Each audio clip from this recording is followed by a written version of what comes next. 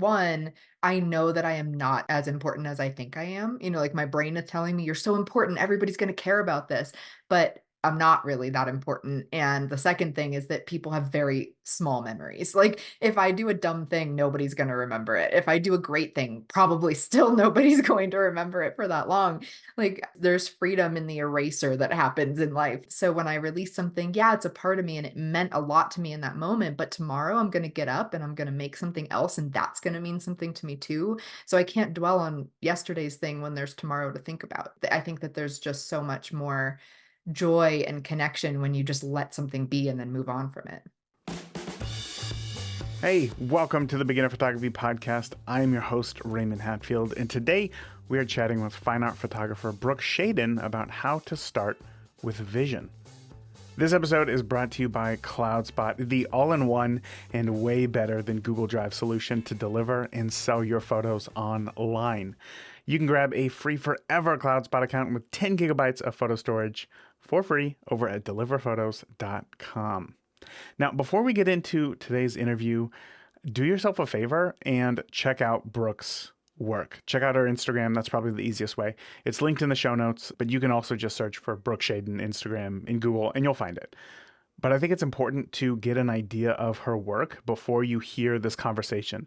Because of the type of photographer she is, there's several layers to her work. And, well, we just talk about a range of topics.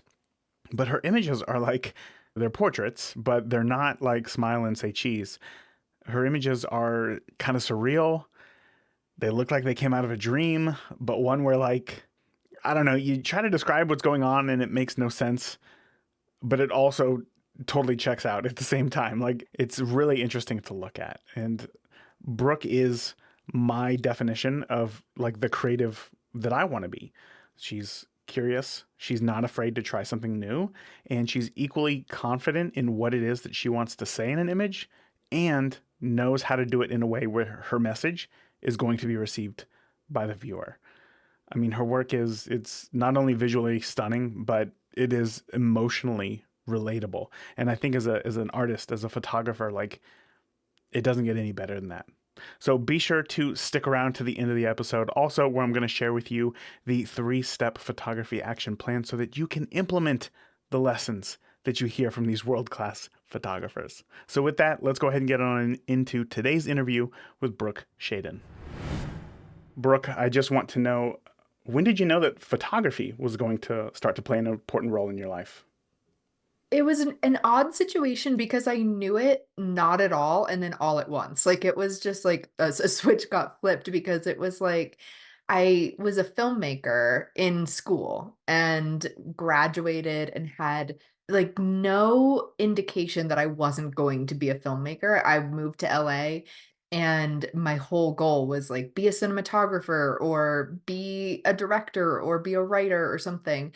And then in the 1 month of downtime that I had when I left college and moved to Los Angeles, I thought, well, this is the first time in my now adult life that I don't have a thing to do, where like I didn't have a job or I didn't have school.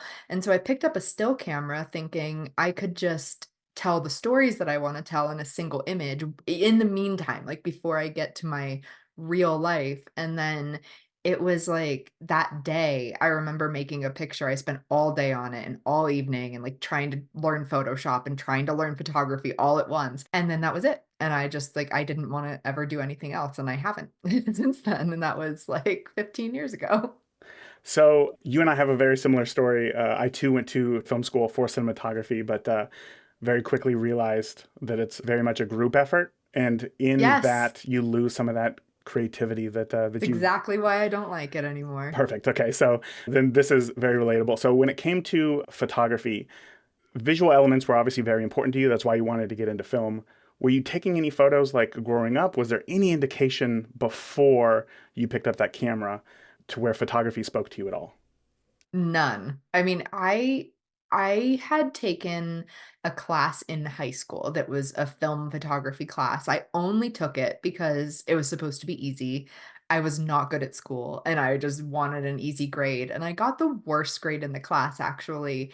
It was a B because they wouldn't even give you lower than a B in that class, and I was just like, I just remember thinking, our assignment is to go take a picture of a tree in the parking lot, and I felt like everybody understood how to do that, and I just didn't get it, like, I didn't see the vision of it, and I was so confused, and I did not enjoy it at all, and I remember we did one sort of, like, assignment. The whole class, you weren't allowed to take pictures of people. It was all, like, inanimate objects or landscapes, and so I ended up doing this whole photo shoot where I photographed, like, people's muscles and then, like, people, like, digging their fingers into the people's muscles. It was really weird, and then I printed them, and then I photographed the photographs so that it was like a workaround so that I it was still an object that I photographed, and I just remember my teachers, like, being like, "What the heck? Like, that's not what we asked you to do," and I but all I wanted was to take pictures of people, and I felt so discouraged, like, of what photography was supposed to be, and so I just like, that was it for me, and I was like, "Forget that, I'm never doing that again." But at the same time, I took a filmmaking course in high school. It was like a digital imaging, like, take your little video camera around type thing, and in that class, they essentially said, "Do whatever you want," and so I made this really creepy film about my friend who was, like, going insane in an insane asylum, and she eventually drowns herself in a pool, and that was, like, the whole one-minute movie, and they were like, "This is awesome," and then it ended up winning this local film festival for, like just for teenagers, and that was the first time in my life where I thought, "Oh, I could be good at something, like, truly, maybe this is for me," so I went to film school, and then it was only at the end of college where I was like, "This is kind of annoying." Like, I liked making films when it was just me and my friend and that was it, but not when it's like 50 people on a set, and Yeah. so then I switched to photography and realized, "Oh yeah, that could be whatever I want it to be too." Like, it doesn't have to be what I thought. What do you think that disconnect was? Because in your photography class, because today, when you say that the assignment was to go photograph a tree in the parking lot, and you felt like everybody knew how to accomplish that assignment except for you, why do you think that is? Like today, if you were asked to go photograph a tree, I'm sure that you'd be able to do so with I ease. still couldn't do it. You still couldn't I'm do it. telling you, I really don't think that I could photograph a tree properly right Hmm. now. Like, and that's the thing is that I don't this is why I don't really identify as a photographer very much because if you handed me a camera and said, "We're gonna go on like a photo walk down the street or something, and you're just gonna photograph what you see," my pictures would be subpar, like to a really extreme degree, I think. And it's not that I don't conceptually understand light and composition and all of that. It's just that I have no interest in taking pictures. Like, that is not my goal. And so when I go out with a camera, it's not like, what do I see? It's what's in my mind and how can I make that happen in front of my camera. So everything is prearranged in my mind and I know what I want it to look like. So for me, it like there is photography is not, it's a disconnect for me. It always has been. Would you say that photography is simply the tool that you use to create? Yes. And I use many tools. I mean, it started out as just a camera and it still is. I mean, I still largely create with a camera, but I also sculpt and I also incorporate like painted elements into my work. And I'm a writer as well. Like all of these things, I feel like they're all just tools to serve this larger purpose of these ideas that I've always wanted to make. Mm. Oh, that's so exciting. So when new photographers start learning how to use their camera, they think, I'm learning photography. But as Mhm. we know, that's simply learning the tool. It's not until after you know how to use the tool that you can really start to learn photography. So for you, learning the tool part of it, what Mhm. was the hardest part for you to grasp to be able to create the images that you wanted to? That's a great question. And this really goes back to how I learned photography because I had training in like film cameras, like motion picture film cameras and stuff like that, but not a still camera and not a digital camera per se. And so when I came into it, I knew the basics. Like I understood aperture, like I understood ISO. Those things I learned in film school, but I didn't understand exactly how to compose for a still photograph. I didn't understand exactly how to light that, and I did not know how to work my camera. So, I'll give you a good example of like this the first day that I started photography really was I had this image in my mind of like, okay, if I could make anything in one picture, what would it be? And it was an image where I was going to be a self-portrait, where I was in the picture twice. And so it was like a clone image. And in the picture, I was handing a ball of light to my other self. So it was like I was sort of, and the inspiration behind this was that my grandmother used to always say this prayer to me growing up. She would say, "If I should die before I wake, I pray the Lord my soul to take." And I thought that is terrifying. Like, what a horrifying visual image for me as a child. Yes. And so I wanted to turn that into an image. And so it was me sitting across from myself, handing this ball of light that was my soul to my other self. And so when I created that image, I remember thinking, like, I don't even know how to put this camera on the tripod. I don't know how to trigger it, how to focus it. It was all just guesswork. But because I had this image in my mind, I knew exactly what I wanted it to be. And so I could work backward and deconstruct from there. And I find that that has been the single greatest thing that I have had to do in my career is work backward and figure out how to get to that end goal. And I think that a lot of people approach photography from the standpoint of, well, I'm going to learn this camera, then I'm going to learn how to take some pictures that look decent, then I'm going to learn how to make those pictures better. And I was working from the standpoint of, I want it to look like this, and I need to do these things in order to get there. And I didn't know what they were. I just had to ask myself, like, okay, I've done this thing and I think that's going to lead to this next thing. And let's try to learn that next thing. And it took a long time. And, when I say a long time, it actually took almost no time at all, in all honesty. It took a long time for me that day. But like I did end up with a picture that day and I'm proud of it. And it's like, it's the first picture I ever posted to my Flickr site 15 years ago, and it's still there. And I love that picture. And so I think that, there are definitely two methods of approaching learning photography. And I did it the backwards way that not very many people do, I think. I don't think it's backwards. I think starting with the end in mind is just not kind of the concept that most people go for, because it seems like when you look at step 10 that that's so far away Yeah. that how, like, I don't even know, I need to take step 1 before I get to step 2 and definitely before I get to Hmm. step 10. But I think that your way is equally valid, if not more so, than just trying to learn, because ultimately, here's the thing that I realized is that, and I realized this when I became a parent, you're never truly ready until you just do it, right? Um, Definitely. and I think that in photography and in any sort of art form, it can be very similar. And I'd love for you to talk to that as well. But like, if you have these ambitious goals and you just go for them and then just figure it out on the way, you're still going to be able to reach something better than, well, let me spend a week seeing what different shutter speeds do and then trying to imagine what you can do with those. You know what I mean? Yeah.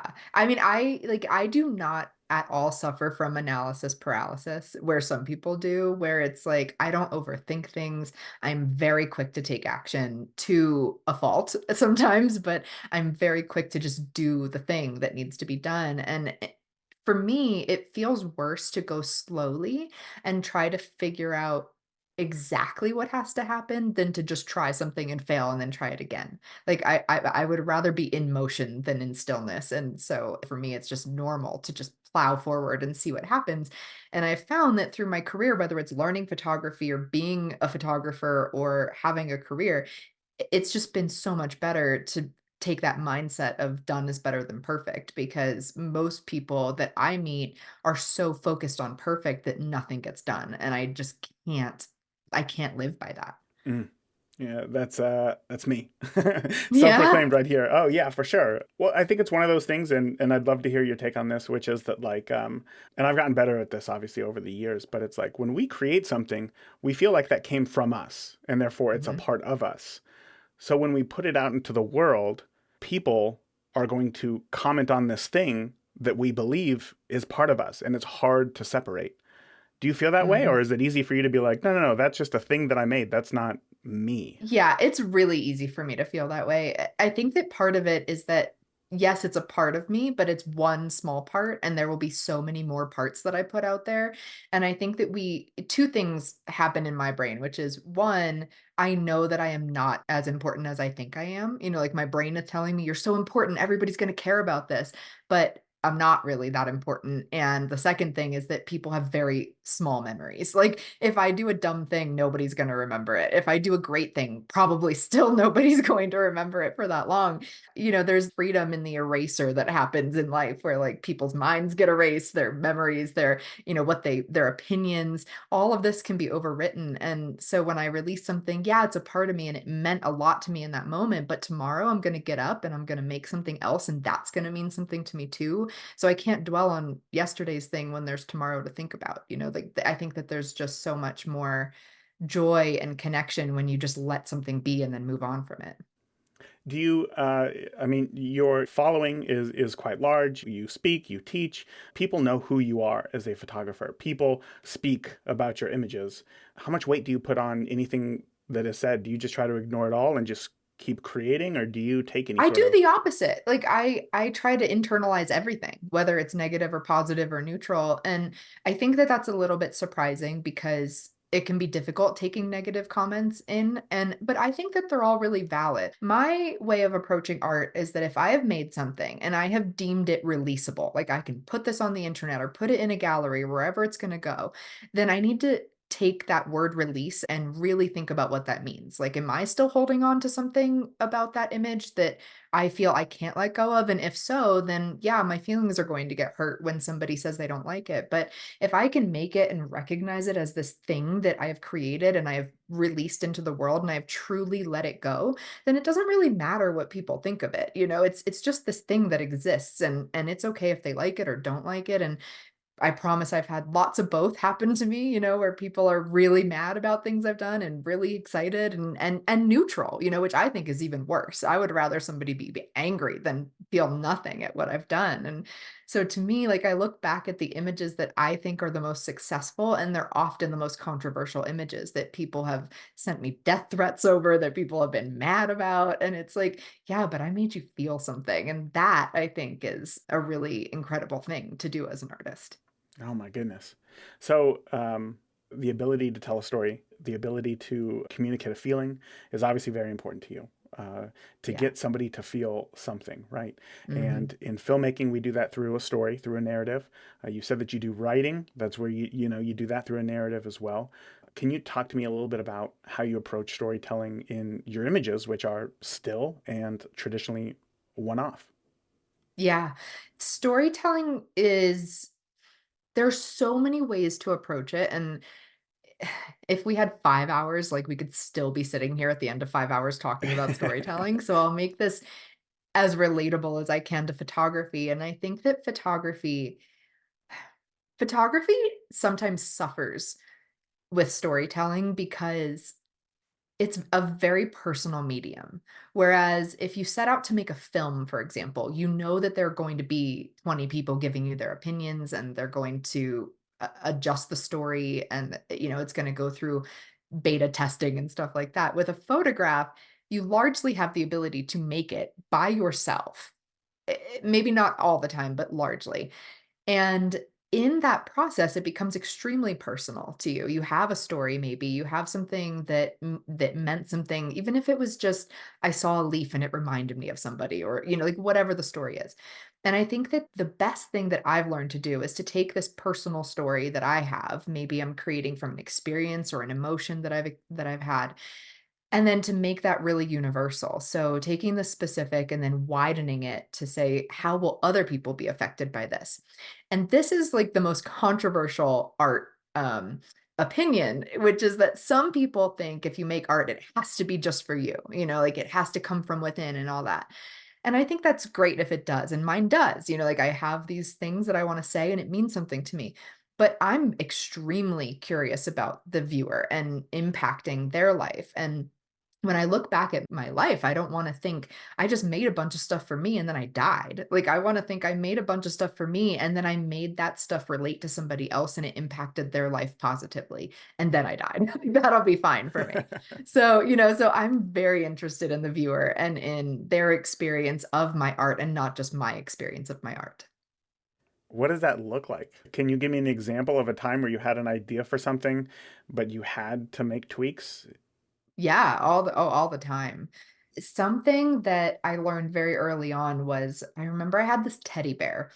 that I wanted to take a picture of, like, representing childhood, whatever, innocence and stuff, and I did, and I just remember that, like, to me, there was so much meaning in this picture where, like, this I had this teddy bear, it was really, like, from my childhood, whatever, all that, and I released it, and it was like this moment of like, "Oh, nobody's gonna know or care that this teddy bear is from my childhood," but a teddy bear represents childhood, so it doesn't matter that it was mine or if I bought it from a store or whatever, and I started to realize that whenever I felt disconnected from people's art, it was often because there were symbols in it or objects or wardrobe or something that I couldn't connect with because that specific thing doesn't mean anything to my life. So I became very aware of how objects specifically relate to other people. So using objects that are universal symbols, like a butterfly, for example, being a symbol for metamorphosis, or a snake being a symbol for evil, or like things like that, that a lot of people could understand. I started to rely on symbolism as a mode of storytelling so that my work, yes, it means something to me, but then how do I visually communicate that to an audience in a way that allows them to understand it too? And I think that that's how we break barriers of languages and countries and things like that. That is extremely interesting, and I appreciate you breaking that down a little bit because there is a lot of push to create art that comes from you that is like fully yourself. And I don't know if I mean, I know that I've seen like a snake in person or whatever, but like I've never really had encounters with snakes.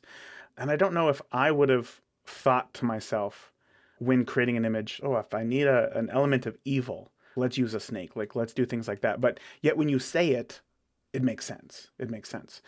Yeah, well, there's a great book that, well, there are many books, in fact. There's one called The Dictionary of Symbols, Huh. and it's really fascinating because you can look up, I mean, Google is also fine for this, like whatever, use whatever you want. But I have this book that's really great. It's illustrated, and it basically will say like, okay, if you want to use this object, here are all the ways that people might interpret this object. And I find that really interesting because you can start to layer your work in deeper and deeper ways, which is important for me. So, like, I have these different layers where, okay, so I'm going to release it on Instagram, let's say, and people will scroll past it very, very quickly and something has to catch their eye. And so, like, on a base level, something has to connect to them where they can understand the image fast. But then that same image might go to a gallery where people are going to stand there for minutes on end just staring at it, thinking about what it means. So there has to be more to discover than just that one thing that caught their eye. And this is where symbolism gets really fun and tricky sometimes, where you don't want to layer a work with so much symbolism that people look right past it because it's too complicated to take in. But then you do want there to be something else there for them to discover. An example of this, I just recently released an image of a woman covered in wax, and she's sort of holding a whole bunch of pomegranates to like her midsection. And this was an image where it's really simple to look at. There's like not a lot going on. There's a woman, there are pomegranates, there's like a kind of a hazy sky in the background, not much else. But then when you really start to look at the details, you wonder, like, why is she covered in wax? What does that mean? Why is there fruit? What does that mean? Why is she holding it in the way that she is? And it all starts to come together to create a more layered story than what you first think when you see it. One of the things that I was going to ask you today was I think at first glance, a lot of your images can have this element of maybe a bit disturbing or unsettling or eerie. But the longer that you look at it, as you were saying there, it kind of becomes more relatable. And I was going to ask Yeah. you, like, where do you think that comes from? Because I've looked at maybe a woman with her rib cage replaced with a bird cage, right? Or Yes. her torso is a rib cage. And I look at this image and I think to myself, yeah, same. Like I feel the Yeah. same way. And I was going to ask you, why do you think people connect with those images? But that's got to be the answer, right? Symbolism. Yeah, I think it's symbolism, and it's about understanding that we are not that unique. Hmm. Our experiences can be unique, they feel unique, but they're not actually very unique. I was thinking about this a lot. A year ago, I attended a writers conference, and I was in a big class of maybe 30 people or so. We were in this like 4-day master class, and most of the people in this class were writing memoirs.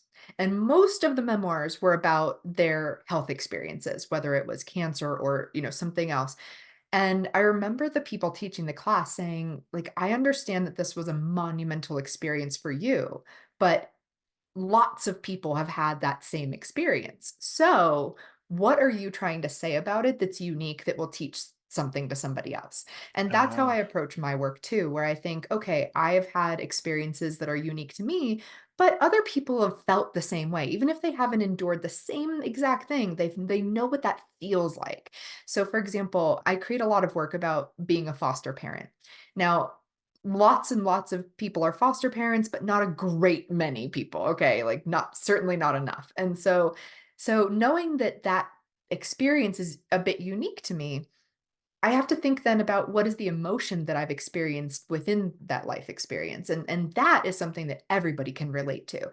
The feeling of having to say goodbye to somebody that you love, the fear of not knowing what an experience will be like, the understanding how to love without attachment, for example. All of these things I can communicate to other people, and so how I approach that particular work that I'm making is by saying, "All right, I've had this experience.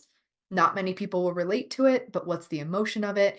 And what do I want people to learn from it?" Like I don't want this to be gratuitous where I'm just creating work because I think it's cool and you'll think it's cool. And, like that for me doesn't satisfy the urge of being an artist. So to me, it's saying, well, what is the experience? Okay, for me, it's foster care. What is the emotion? It's learning how to let go. Now, what do I want to teach people? I want to teach people how to love without ownership. That's what I want to teach people. And so how do you do that then? And I do that through symbolism and I do that through this visual language that I've learned that maybe you'll understand if you look at what I'm making. okay. So then people are listening right now and they're like, okay, great. I get how you get to that point, right? How do you Mhm. love without ownership, right? What is that? How does that translate into an image? What is it that you're putting in the image that makes people feel that way? Yeah, and this is a question that I am trying to answer right now, like, and I think that that's the work of an artist is to say, how? Like, how many times do I have to fail before you understand what I'm trying to say? So, I'll give you 2 examples because this is a series that I've been working on for 2 years. I've started it, like, 4 times. I keep throwing all the images away, and I think I finally got it this year. So one of the images that I made, I haven't released this yet, but it's an image where I took every stuffed animal from our kids' room because we've officially stopped fostering, just recently, and so I took all the stuffed animals, of which there were a ton, and I basically built, like, a big pile of them in the middle of my forest outside. And I waited until dusk and I lit the pile from above, so it's like the spotlight on these stuffed animals, and then in the image is me walking forward holding a torch. And the idea here is you'll probably think I'm going to torch these stuffed animals, and sort of, it's a bit of a dark image, although there's Kermit the Frog in there looking really adorable actually in the pile, so it's Always kinda looking cute, but adorable. Yeah. yeah. But, the image for me is about questioning, how we all think that when you have a biological child or you adopt a child, like they're yours forever. Like they belong to you for lack of a better word. And yet that's not a guarantee, like things happen, people die, people go away, people end their relationships for a multitude of reasons. And I think that there's a false security in the innocence of childhood. Like, this person is mine and for me. And I don't think that's true. And I think that our love grows when we realize that there will come a time when that relationship will end, whether it's my death, your death, their death, whatever, or something else. And so this image to me represents sort of like putting our childhood up in flames and recognizing that it's not permanent. And then after that, I did an image where I went out to a frozen lake and I got all these. I love this picture. I got all these pool floaty toys, like inner tubes and inflatable swans and stuff. And I spray painted them all white. And I got in a bathing suit with a swimming cap on and floaties on my arms, and I'm just sitting on the ice with all of these sort of like frozen pool toys. And to me, it's sort of the freezing of innocence of childhood, like trying to keep that feeling that we know isn't going to last forever. So those are some sorry, lengthy examples of how I've been doing this recently, but I think that there is a real challenge to creating an image that speaks to a very difficult topic, and I think that it takes a lot of tweaking and figuring it out and testing with audiences and seeing what works. But at the end of the day, I think when it works. Like I did this series 4 times and it finally like I've been staring at these images for a month now and I love it. Like I feel like it's going to resonate. Now that you've gotten to a point to where you do like the images, Mhm. Looking back at that first series of images that you created the first time, what was it about those that maybe didn't hit the mark?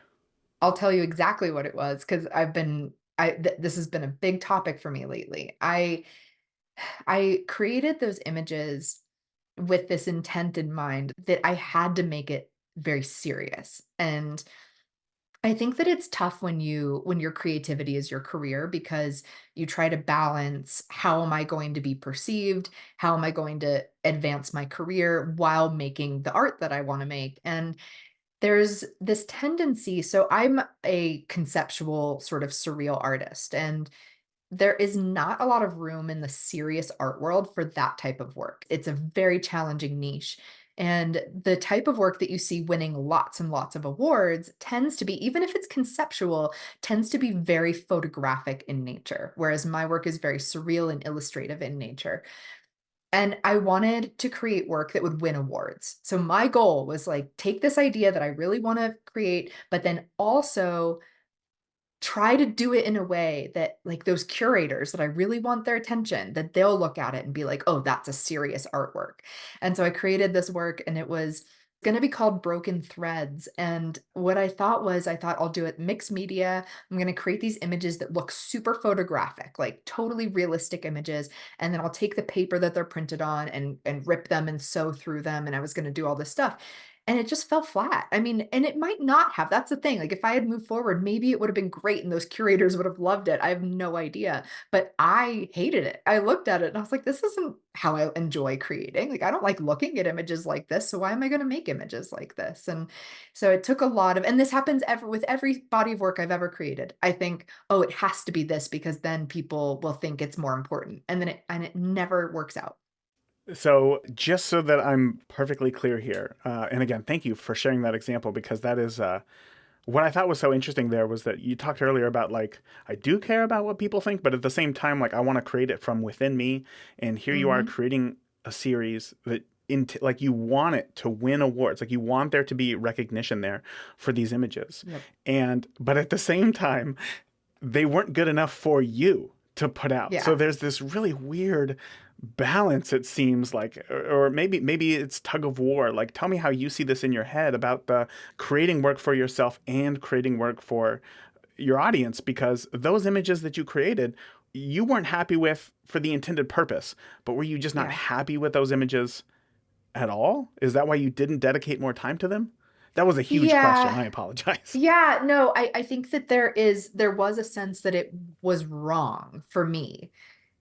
And this is a really challenging thing because part of why I create in new ways sometimes is I'll take you back to an example. So 12 years ago, I was at a conference and they had all of these like shooting bays set up where there were like lights and backdrops and models, and you could just go and like shoot these different people.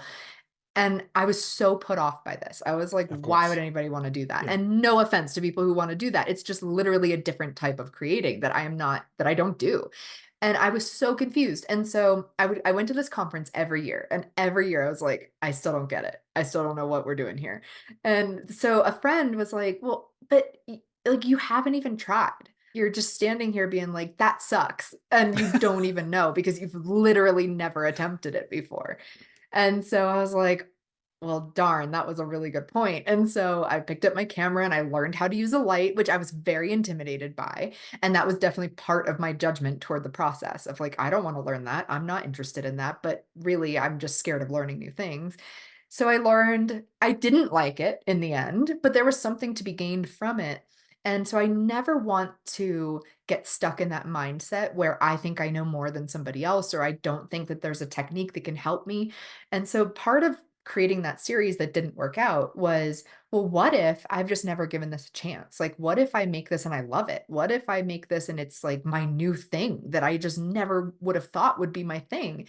And that's almost never happened before in that way, but I always gained something from it. And I think that what I gained from that creating that body of work. I made 7 images that I ended up sort of tossing out the window, but what I gained from that was an understanding of what I don't want, which I think is just as important as knowing what you do want, like, knowing I've done that, I had that idea, I tried it, it wasn't for me, and then being able to step forward and say, "But what could I take from that process that was good?" And then applying it to what I started doing, and for me, actually, going back to the example from 10 years ago is lighting. I ended up just in the last year and a half, maybe, working with lights. And that was something I never thought that I would do. And I hated it. And I just was like so against it. And in that series, I was using lights and it was the first time that I really got it. And so I took that and now I'm using it and now it's in my new series. Is that one of those things where you realized that there was an element missing from your photos, or why did you get in? Why did you decide that now was the time to learn light after all those years of being against Yeah, it? I did. I felt like something was missing and I never thought that I would say that. And I still use lights maybe 20% of the time, and not a ton.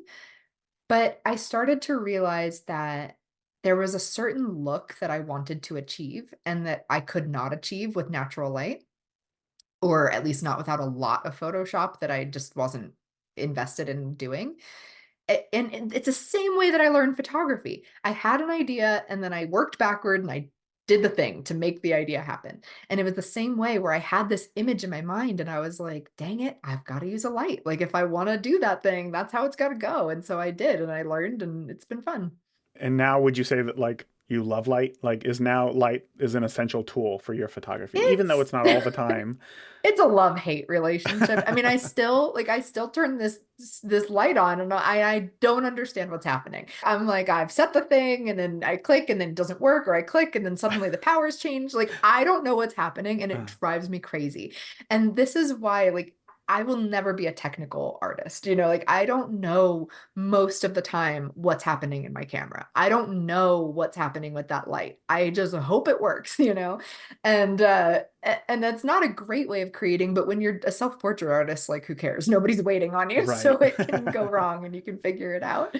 But and there are definitely I want to learn more. I want it to be easier for me, but it just never is. So light is like a love-hate thing. I really enjoy how it's making my images look, but we're struggling together. Yeah. The light and I. I can I feel the same way sometimes, and it's just because like now there's just extra gear that like you have to move around and bring with you, and it's like I try to be very, one camera, one lens, very minimal when I go out and shoot, but it's like now that I bring a flash, I also got to bring a trigger and a stand and some sort of modifier, and then I got to place it, and it just brings It's so so many new true. I mean, things. I was out the other day in the snow, a couple weeks ago shooting, and I had my light and I had like a ladder and like all this stuff, and I was carrying it back to my house. And I live on this like massive hill. It was really slippery, and I slipped and fell in the road. And like the light was fine. The light didn't fall on me, but the ladder did. But I was Oh. still so mad about the light. I was like, if only I didn't have that light, I bet I wouldn't have fallen on the road. And I'm like, this is an unhealthy relationship with my light. Like, I'm blaming it for slipping in the road, even though the ladder's the thing that fell on top of me. So ridiculous. But sometimes the most toxic of relationships create the most beautiful of art. So I don't That know. can be true. Yeah, So, yeah. do Yeah. do what you want with that, I suppose. But we touched a little bit there upon Photoshop. You had mentioned it, and for you, I Mhm. know that editing is a large part of your creative process. And I've heard you say in another interview that for you, the editing process is the most fun. Mhm. For new photographers, I know that they struggle a lot with editing because when you take a photo, once you release your finger, the photo's technically done, right? But with Yeah. editing, there's no pop-up that says like, "Great, like you did it, congratulations, your edit is Yeah. done." There's lots of second guessing. Did you struggle with that as well in the beginning? Not too much, actually. And I think that part of that is because I knew what I wanted it to look like already. So it was almost like everything I did in Photoshop was just trying to get it closer to what my imagination told me it should be. And that's really helpful. If you go in and you think about it ahead of time and you're like, okay, I know I want a warm image, or I know I want to replace the background, or, like you have these goals in mind, then you can achieve them. If I go into an edit, if I take this is my worst nightmare. If I take a good picture, I don't know what to do. Like, I get it in Photoshop and I'm like, "Oh, shoot. This kinda looks okay. Like, what am I supposed to do now?" I have no idea. So for me, it's like the rougher it is, the more paths forward I see to this end goal. And so, yeah, but I think that it's really helpful to have that in mind. If like I know where this is supposed to be in the end. And I know that some people won't agree with that, and that's fine. Like sometimes it's just a process of exploration, just like how people don't enjoy conceptualizing their images before they take them because they're exploring with their camera. So it's a different method, but it does really help to learn Photoshop, first of all, because you've got this end goal, so you can now deconstruct what tools do I need to achieve that? Like what do I need to research to figure out how to achieve that? But then it also gives you a greater sense of maybe autonomy in the edit where you're thinking, okay, I know what I want and I can achieve that. Of course. So then let me ask you, when you look at your photos from, say 15 years ago, when you look at some of those first photos, visually, you knew exactly what you wanted the photo to look like. Today, visually, you know what you want the photo to look like. What's the biggest change? What has evolved the most between those two photographers, the photographer who you are today and the photographer back then? Is there a wince, or is there that's where I was back then? I know so much more now. Yeah, I actually don't feel like I know so much more now, to be quite honest. And I love those. I love all of my images. I mean, even the ones that are, I have a few images that are so cringy that it's like, I still love them, even though my face turns beet red when somebody sees one of them. Like, um, Wait. I No, we got to actually explore that think, now. We have to explore that oh now. yeah, okay. Cringy because it didn't match your vision, or cringy because of the subject matter? Tell me more. No, it totally matched my vision, but yeah, it's just, like, okay, so there's one picture that I lovingly call head on stick. It's literally just like a branch where I photoshopped my head onto the end of the Oh, branch. wow. It's not a good picture, okay? At the time, I was like, I'm doing it, and then I did. And so it exists for that reason because I thought it was good at that time. And so that's why I think that like for the second part of your question, specifically relating to Photoshop, I've definitely learned certain things that have made the process slightly easier, but I would argue that I could do almost 95% of my process even today with like 3 tools in Photoshop. And I've been doing it that way since I started. So even though certain things aren't as polished as I would like back then, like for example, I use layer masks now, where before I use the eraser tool. Yeah. And I see errors in my previous photos where like I was erasing something and there's no undoing the eraser tool. Like you've done it, it's done. And where now I could tweak that and it would be better because of it. But would it be largely different? No, it wouldn't be. I have the same sensibilities that I had then, and I feel really lucky actually that I part of it is like maybe I should be embarrassed because I haven't evolved as much as maybe I should in Photoshop, but part of me is proud that when I began photography, I had a vision and I was able to get the images to that point enough that it matched my vision. And so I can say that then and now my images match my vision, which is a good feeling. Yeah, it's good to have that feeling of consistency for Mhm. sure.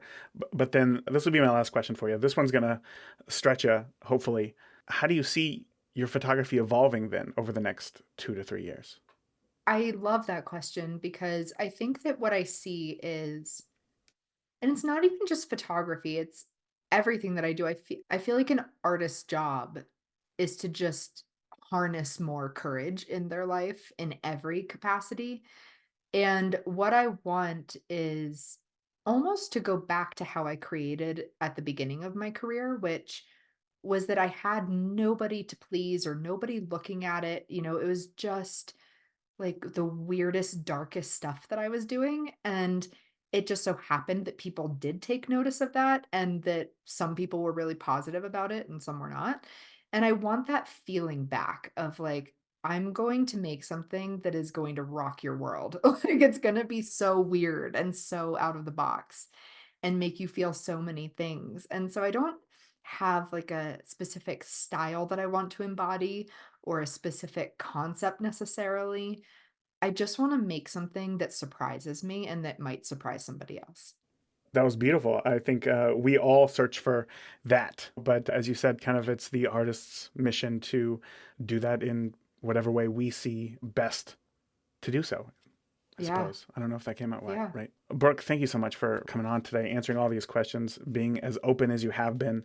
I wish that we had more time to talk about all things story, all things light, Yes. and all these things. But unfortunately, today we don't. So before I let you leave, can you let listeners know where they can find out more about you and see some of your images online? Yeah. My website is brookeshaden.com. Instagram is at Brooke Shaden. I'm just all over the place, just out there talking to everybody every day. A big thank you again to Brooke for coming on to the podcast. Before I get into the photography action plan, if you like these larger idea conversations about art, then I encourage you to check out my interview with Professor of Photography and Art Director Chris Grunder in episode 337, where we explore what is art in photography and how can you get started creating art with your camera. So again, check out that episode. It is episode 337 with Chris Grunder. Now, here is today's photography action plan so that you can start to make progress in your photography from what you hear. Step number one, start with vision. Brooke's approach to photography begins with the end in mind, which seems so smart, but so hard to do. Like we just don't do it naturally, I think. But that really emphasizes this power of a clear vision of what it is that you want to create. For her, it meant that her creativity did not need to be limited by her technical expertise from the beginning. Because sometimes when you think forward from zero to finished, you only think about the things that you know that you can achieve and then how to work within that. But starting with the end in mind, you have an idea of what this great photo would be, and then you figure out the tools that can be used, what you can learn to get there. You're crafting a story. You're not just snapping a photo. So your exercise here is to write down a story or an emotion that you want to convey in a series of images before even taking your camera out. So just try to sketch out some simple scenes that depict your vision and really see it. What does the camera see? Where's the light coming from? What is the height of the camera? And then use your camera to replicate that sketch as closely as you can, focusing on things like emotion and story rather than technical perfection. Step number two is the value of experimentation. I loved Brooke's proactive attitude towards learning through doing, even if she had not done it before. Because I think, as we know, growth comes from trial and error. It's not just from theory or following rules. So don't be afraid to mess up. Because, at least in my experience, each mistake truly is a step towards improvement.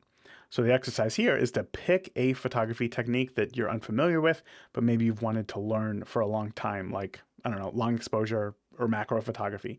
Just spend, a weekend experimenting with it. Don't judge the results. Just focus on, what each attempt teaches you about the process. And number three is the detachment of outcomes. Whoa, this one was hard. Brooke's philosophy of releasing her work into the world and then just letting go, I think is pivotal for new photographers who, I've been there too, as I said, become too attached to their work, and we fear that criticism because it seems like a failure of ourselves. But by embracing that feedback and moving on to the next project, growth and joy in the process is found. So your exercise here is to just share a set of photos with the Beginner Photography Podcast community and ask for honest feedback. And then whatever the feedback is, take it constructively. Let me say that again. Whatever the feedback is, take it constructively. And then immediately start planning your next project using whatever you had learned to improve. So that is your photography action plan for the week. I hope that you can start to take those steps and put them into action so that you can become a better photographer. That is it for this week. Thank you again for tuning into this episode of the Beginner Photography Podcast, brought to you by CloudSpot, the easiest way to deliver and sell your photos online. You can learn more about CloudSpot by heading over to deliverphotos.com. And remember, the more that you shoot today, the better of a photographer you will be tomorrow. Talk soon. Thank you for listening to the Beginner Photography Podcast. Keep shooting, and we'll see you next week.